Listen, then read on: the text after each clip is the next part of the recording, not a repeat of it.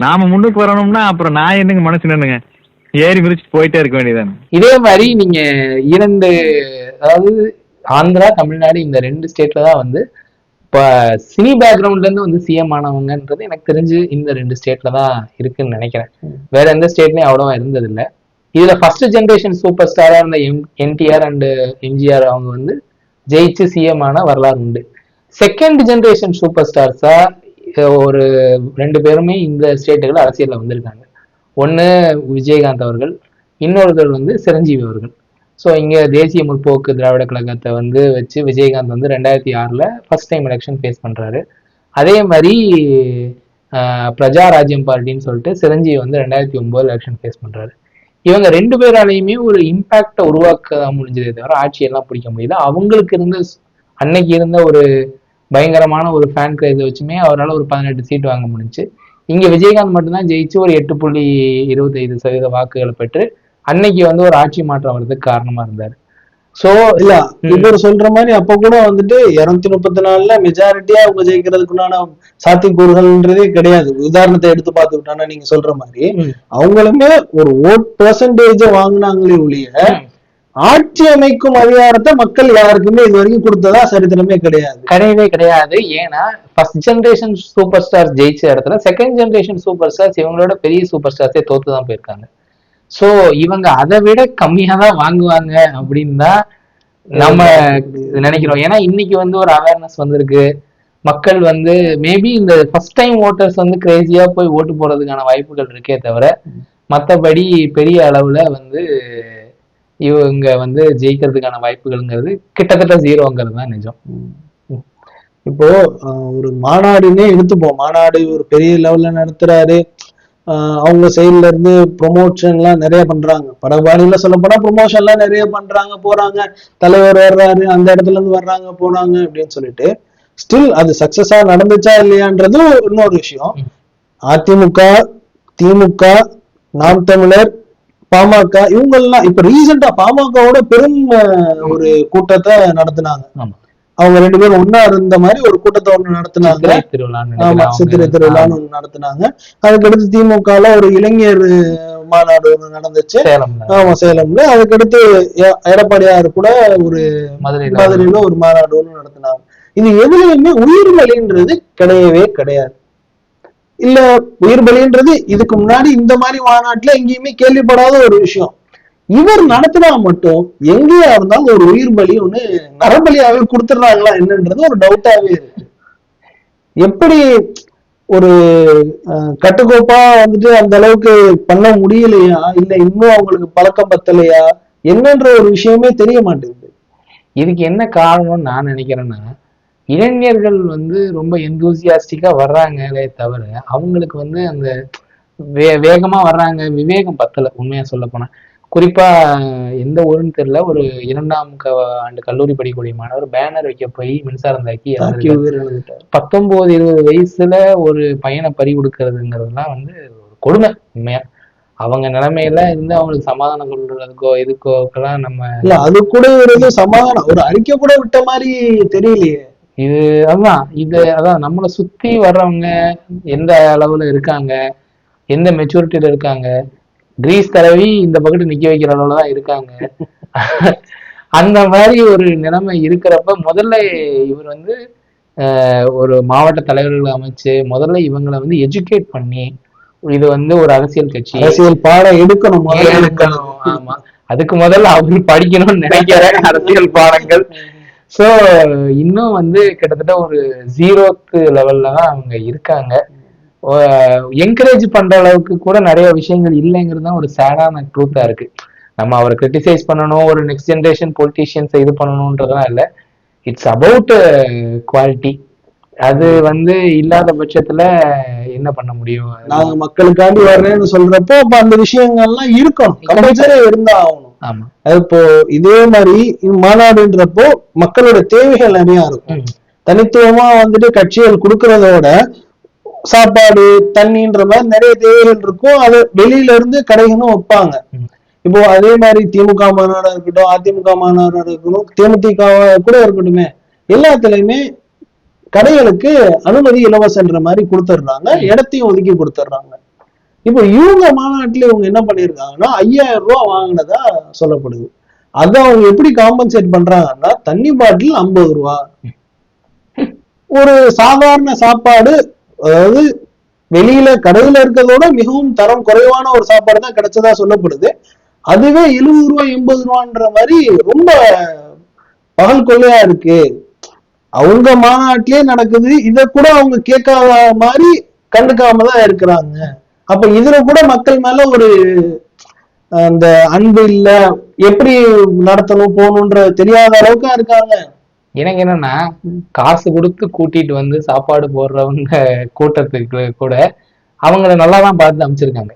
திமுக ஆகட்டும் அதிமுக ஆகட்டும், மக்கள் வருவாங்க, ஒரு அவங்களுக்கு ஒரு காம்பன்சேஷன் கிடைக்குது, அவங்க வந்து அன்னைக்கு பூரா சாப்பிடுறாங்க. ஒரு மாநாடுனா 4 பூரா நடக்கும், அவங்க காலையில வந்து அட்டண்டன்ஸ் போட்டு சாப்பிட்டுட்டு, இப்ப மதுரையில ஒரு மாநாடு நடந்தா போய் மீனாட்சி அம்மன் கோயிலுக்கு போய் சுத்திட்டு ஒரு டூர் மாதிரி அந்த ஜனங்க ஜாலியா போயிட்டு வர்றது ஓகே. கை காசை போட்டு செலவு பண்ணி வந்து இவ்வளவு அல்லல் பட்டு வந்து இவ்வளவு தூரம் ஒரு தண்ணி பாட்டிலுக்கு 50 ரூபா வாங்கி குடிக்கிற அளவுக்கு தான் ஒரு தலைவலி இருந்திருக்குன்னா, எனக்கு உண்மையிலுமே அந்த இளைஞர்கள் ஆகட்டும் இதாகட்டும் இவங்கெல்லாம் திரும்ப சிந்திக்கணும் அப்படிங்கறதுதான் ஒரு விஷயம். கண்டிப்பா நல்ல அரசியல் பண்ணாருன்னா விஜய் முதல்வர்ல அவங்க கட்சி தொண்டர்கள் சில பேர் சொன்ன மாதிரி பிரதமராக கூட வரட்டும், அதுல இன்னைக்கு யாருக்கும் மாற்று கருத்து இல்லை. அது ஏன் அதுக்கு வந்து இன்னும் நிறைய விஷயங்கள் இருக்கு, படிகள் இருக்கு, அது வந்து அவர் அக்செப்ட் பண்ணிடல. உட்கார்ந்தா சிஎமாக தான் உட்காருலாம் சொல்லக்கூடாது. அதே மாதிரி நீங்க கோயில்கள்னு சொன்னோடனேதான் மதுரையில் கோயில்களுக்கு பிரசித்தி பெற்ற இடம். அதுல திருப்பரங்குன்றம் கோயில்களுக்கு இவங்கள கட்சியில இருந்து நிறைய பேர் போயிருந்திருக்காங்க. அதுல ஒருத்தர் வந்துட்டு தன்னோட பையில வந்து சரக்கு பாட்டில வச்சு கொண்டு போயிருந்திருக்காரு. கோயிலுக்குள்ளார போயிட்டு என்ன பண்ணிருக்காருன்னா, பேக கீழே வைக்கிறப்ப என்னமோ அது கீழே விழுந்து உடைஞ்சிருச்சு. இது திமுக காரன் கூட இந்த அளவுக்கு வந்து பண்ணுவான்ற ஒரு டவுட்டான ஒரு விஷயம் தான். யாரும் புத்தி சுவாதீனா இருக்க ஒரு ஆள் வந்துட்டு எந்த இடத்துக்குள்ளார எதை எடுத்துட்டு போகணுன்றது ஒரு பேசிக் நாலேஜே இல்லாம, இத்தனைக்கும் அந்த ஏரியாவை சுத்தி 12 மதுபான கடைகளை மூடி உத்தரவு போட்டாச்சு, திறக்கவும் இல்லை. எங்க இருந்து வாங்கினாங்க, எங்க போனாங்க, எதுவுமே இல்லாம கோயிலுக்கு கூட கொண்டு போறாங்க. இது ரொம்ப ஒரு சேடா, ரொம்ப ஒரு வருத்தப்பட வேண்டிய விஷயம். ஏன்னா அதுதான் இது வந்து ஒரு இன்னைக்கு வந்து இவரு தாவேக்காவையோ விஜயோ இந்த கூட்டத்தையோ கிண்டல் பண்றவங்க எல்லாருமே அவங்க ஒரு அம்மெச்சூரான கூட்டம் அப்படின்னு சொல்றத இவங்களே வந்து உறுதிப்படுத்துற மாதிரிதான் நிறைய விஷயங்கள் நடந்திருக்கு. இதையெல்லாம் அவங்க பெட்டரா பிளான் பண்ணணும். உண்மையிலுமே அவர் லாங் டேர்மா பொலிட்டிக்கல்ல இருக்க போறாரு, பிரசன்ஸ் இருக்க போறாருன்னா அவருக்கு வந்து ஃபுட் லெவல் ரொம்ப ஸ்ட்ராங்கா இருக்கணும். அதுக்கு வந்து இந்த தொண்டர்கள் தான், இவங்க கிட்ட இருக்கிற ரிசோர்சஸ் தான். இந்த ரிசோர்சஸை எப்படி எஜுகேட் பண்ணி பெட்டர் பண்ணலாங்கிறத அவர் அரசியல் தலைவரா இருந்தா எல்லாரும் யோசிச்சுதான் ஆகணும். கண்டிப்பா அவர் யோசிச்சு ஒரு நல்ல முடிவு எடுத்து ஒரு சிறந்த ஒரு அவுட்புட் கொடுப்பாரு, வருங்காலங்களில் திருத்திக்குவாருன்னு நினைக்கிறோம். 8 மாசம் இருக்கு, ஜனநாயகன் படம் பொங்கலுக்கு வருது. அதுக்கப்புறம் இருக்கிற 90 நாள்ல என்ன மாதிரியான ஒரு மேஜிக் பண்ண போறாரா, இல்ல டிராஜிக்கா முடிய போகுதா அப்படிங்கறத நம்ம பொறுத்து இருந்தா பார்க்கணும். அதுலயும் அந்த முக்கியமான விஷயம், ரொம்ப எதிர்பார்க்கப்பட்ட விஷயம், அந்த துப்புரவு பணியாளர்களை பத்தி பேசுவாருன்றது. ஏன்னா கிட்டத்தட்ட அவங்க ஒரு 15 நாள் பக்கத்துல ரொம்ப கஷ்டப்பட்டாங்க. அவங்களை கைது பண்ண விதமும் சர்ச்சைக்குள்ளான ஒரு விதம். கூட்டணி கட்சிகள் கூட வந்துட்டு என்ன சொன்னாங்கன்னா, இந்த நேரத்துல போய் கைது பண்ணதும் அடிச்சதும் போனதும் இத்தனைக்கும் தரன்னு அடிச்சு இழுத்துட்டு போனதான் சொல்லப்படுது. அவ்வளவு பெரிய ஒரு விஷயத்த புதுசா அரசியலுக்குள்ளார வர்றவங்க யாரா இருந்தாலும் பேசதான் செய்வாங்க. அவருக்கு அதை பத்தி பேசவே இல்லை. இன்ஃபேக்ட் அவர் என்ன பண்ணியிருக்காருன்னா, அவரோட இல்லத்துக்கு கூப்பிட்டு உட்கார வச்சுதான் இந்த விஷயங்களை பேசியிருக்காரு. இதுவே ஒரு என்ன விதமான ஒரு மென்டாலிட்டின்றது தெரியல. ரெண்டாவது முக்கியமான விஷயம், அவர் என்ன சொல்றாருன்னா, தளபதி விஜய் என்ன சொல்றாருன்னா, பெண்களுக்கு பாதுகாப்பு இல்ல, பொதுமக்களுக்கு பாதுகாப்பு இல்ல, அங்கிள் நீங்களே மனசாட்சியை தொட்டு சொல்லுங்கன்ற மாதிரி ஒரு கேள்வியை கேட்கிறாரு. அது எல்லாத்தையும் கேட்கிற அவரு ஆழ்ந்த கொலைகள் நடக்குதுன்ற பட்சத்துல அதை பத்தி ஏன் பேச மாட்டேன்றாரு? அப்போ அவரும் ஒரு ஜாதி ரீதியான அரசியலை பின்பற்றிதான் வர்றாரான்றது ஒரு கேள்வியாதான் இருக்கு. எனக்கு என்னன்னா, இத வந்து திராவிட முன்னேற்ற கழகம், அனைத்து இந்திய அண்ணா திராவிட முன்னேற்ற கழகம் கடந்து போறாங்கன்னா அது ஒரு அதுல வந்து ஒரு ஓட் பர்சன்டேஜ் இந்த மாதிரியான விஷயங்களை அவங்க கால்குலேட் பண்றாங்க, ஒரு எப்படி சொல்ற கன்னிங்கான ஒரு சைலன்ஸை மெயின்டைன் பண்றாங்கிறது ஓகே. இன்னைக்கு உங்களுக்கு இந்த அதாவது இவ்வளவு தூரம் ஜெயிச்சு வந்தவங்க அவங்க இருக்கிறத காப்பாத்திக்கணும்னு பாக்குறதுல ஓகே. இன்னைக்கு இனிஷியல் ஸ்டேஜ்ல இதையெல்லாம் எதிர்த்து பேசுறதுக்கு நீங்க தயங்குறீங்கன்னா, நீங்க நாளைக்கு வந்தீங்கன்னா அட்லீஸ்ட் இதை எதிர்த்து ஆக்ஷன் எடுப்பீங்களான்னு கூட தெரியலையே. கண்டிப்பா. ஏன்னா இருக்கிறத காப்பாத்தி அப்ப இது வந்து உண்மையிலுமே ரொம்ப ஒரு கன்னிங்கான சைலன்ஸ். அவர் அதுல மெயின்டைன் பண்ணது வந்து ரொம்ப தப்பான விஷயம்தான் உண்மையை சொல்ல போனா. அதே மாதிரி இவர் எங்கேயுமே அதான் சொல்றேனே, இவர் ஒரு டைரக்டா போய் அந்த மக்களை அப்ரோச் பண்றதுக்கு ரொம்பவே தயக்கப்படுறாரு. முதல்ல அந்த ஷெல்லை விட்டு வெளியே வராட்டி இருந்தாரு, ஒரு நேரத்துல இருந்தாரு. அந்த தூத்துக்குடி சம்பவத்துல எல்லாம் போனதா போயிருக்காரு. அதுக்கப்புறமா ஜல்லிக்கட்டு கூட வந்ததா மாதிரி நிறைய சொல்லியிருந்தாரு. ஆனா என்ன மாற்றம் ஏற்பட்டுச்சுன்னு தெரியல. அரசியல் கட்சி தொடங்கி என்னென்னலாம் செய்யணுமோ அதை முன்னாடி செஞ்சுட்டு தொடங்கினதுக்கு அப்புறமா பழைய வீட்டுலாரே உட்கார்ந்துக்கிட்டாரு. இது நிறைய பேர் சொல்றது என்னன்னா, இவருக்கு உண்மையிலுமே நிறைய ஒரு குரூப் வந்து இவரை பிஜேபி பி டீம்ங்கிறாங்க, இன்னொரு குரூப் ஒரு டிஎம்கே பி டீம்ங்கிறாங்க. இவர் வந்து எந்த பக்கத்து பி டீமா இருக்காருன்னு கண்டுபிடிக்க முடியாது. சொல்ல போனா சீமானந்தன் கூட சொல்லிடலாம், அவரை கூட சொல்லிடலாம் போல, இவரு சொல்ல முடியல. ஏன்னா அங்க காங்கிரஸ் வந்து பிஜேபி அகேன்ஸ்டா பண்ற விஷயங்களை பத்தி இவர் பேச மாட்டேங்கிறாரு. இங்க வந்து அதிமுக ஆட்சியில பாத்தீங்கன்னா கொஞ்சம் ஆக்டிவா தூத்துக்குடிக்கும் அனிதாவும் அரியலூர் போய் ஃபேமிலியை மீட் பண்ணாரு. அதே மாதிரி நீங்க சொன்ன மாதிரி ஜல்லிக்கட்டு போராட்ட டைம்ல எல்லாம் கூட கொஞ்சம் ஆக்டிவா இருந்திருக்காரு. பட் இன்னைக்கு டிஎம்கே பீரியடா இவர் அவங்களை எதிர்த்து இது பண்றேங்கிறாரு. ஆனா அவங்க பீரியட்ல பல விஷயத்துக்கு இவரு பேசாம மௌனம் கேக்குறாரு. எல்லா இடத்துலயும் பி டீமா இருக்காரு. ஒரு டவுட்டா இருக்கு அவரோட வேலையை பார்த்தா உண்மையை சொல்ல போனா. இதுவும் இல்லாம இவ்வளவு மக்கள் வந்தாங்கன்றது ரொம்ப ஒரு பெரிய விஷயம். அதாவது புதுசா ஒரு கட்சி ஆரம்பிக்கிறது, செலவுகள், அது எல்லாத்தையும் தாண்டியும் ஒரு மக்களை ஈர்க்கிறதுன்றது அவர்கிட்ட கம்பல்சரியா இருக்கு. அதுல மாற்று கருத்தே கிடையாது. அதுல எத்தனை ஓட் பர்சன்டா மாறும், அந்த ஓட் பர்சன்ட் எதை டிசைட் பண்ணும், யார் ஆட்சி அமைக்க போறான்றதை டிசைட் பண்ணுமான்னு கேட்டா அது வந்துட்டு இப்போ ஏற்கனவே ஒரு 70% மக்கள் வாக்களிக்கிறாங்க. நீங்க சொன்ன மாதிரி புதுசா வர போறவங்க மிஞ்சி போனா இன்னொரு 10% வருவாங்களா? அந்த மாதிரி சுச்சுவேஷன் இந்த புதுசா வந்து வாக்களிக்கிறவங்களோட விகிதம் வந்து ஆட்சி மாற்றத்துக்கு ஒரு பெரிய பாதிப்பா இருக்காது. நம்ம சொன்ன முன்னாடியே பேசின மாதிரி இந்த 2 எக்ஸாம்பிள்லயுமே 2006 வந்து தேமுதிக வந்து 8% வாக்கு பிரிச்சது. அன்னைக்கு ஆளுங்கட்சியா இருந்த அதிமுக அகைன்ஸ்டா போய் டிஎம்கே வந்து உட்கார்ந்தாங்க ஆட்சியில. அதே மாதிரி சிரஞ்சீவி வந்து ஒரு 16.25% வாக்கு எடுத்த டைம்லயுமே பாத்தீங்கன்னா 18 சீட் அவர் வாங்கினாரு. அந்த டைம்ல வந்து அது ஒரு ஆளுங்கட்சிக்கு சாதகமா போய் ஒய்எஸ்ஆர் வந்து திரும்பவும் ஆட்சி அமைச்சாரு. பட் அந்த டைம்ல பாத்தீங்கன்னா அதுக்கு முன்னாடி தேர்தலில் வெறும் 45 சீட்டு வாங்கியிருந்த சந்திரபாபு நாயுடு அந்த டைம்ல ஒரு 92 சீட்டு வாங்கியிருந்தாரு. மேபி அது வந்து அந்த டைம்ல 2009 எம்பி தேர்தலும் எம்எல்ஏ தேர்தலும் ஒரே மட்டா நடந்ததுனால, ஸோ அந்த காங்கிரஸ் மேல அந்த டைம்ல இருந்த ஒரு நன்மதிப்புனால மொத்தமா ஜெயிச்சிட்டாங்க. மேபி தனியா இது நடந்திருந்தா கூட இந்த அதாவது தமிழ்நாட்டில் நடந்த ஒரு ரிசல்ட் மாதிரியே அங்கேயுமே சந்திரபாபு நாயுடு சிஎம் வந்துட்டு கூட வாய்ப்பு இருந்ததுன்னு சொன்னாங்க. ஸோ இந்த ஒரு 2 இதுவுமே பாத்தீங்கன்னா ஓட் பர்சன்டேஜா எதிர்கட்சிக்கு இந்த 2 ஸ்டார்ஸ் வந்தது ஒரு பிளஸ்ஸா இருந்திருக்கு. ஸோ இன்கேஸ் இவர் வந்து 2016 பாத்தீங்கன்னா அந்த 3வது மக்கள் நல கூட்டணிங்கிறது அன்னைக்கு ஆளுங்கட்சியா அந்த அதிமுக சாதகமாவே போய் முடிஞ்சது. இது 2ல தான் அவர் ஏதோ ஒண்ணு பண்ண போறாரு. எய்தர் இவரோட வருகை வந்து ஆளுங்கட்சிக்கோ எதிர்கட்சிக்கோ சாதகமா தான் போய் முடிய போகுது.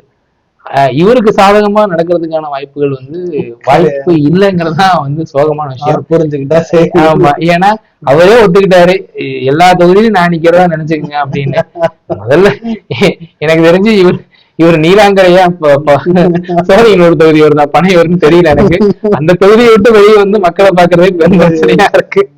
இவர் எல்லா தொகுதியிலும் வந்து எப்படி பண்ண போறாருன்னு தெரியல. ஏன்னா கிரவுண்ட் ஒர்க்குங்கிறது அவ்வளவு ஈஸின்னு நினைச்சிட்டாங்க. அதெல்லாம் கிடையாது கள அரசியல்ல.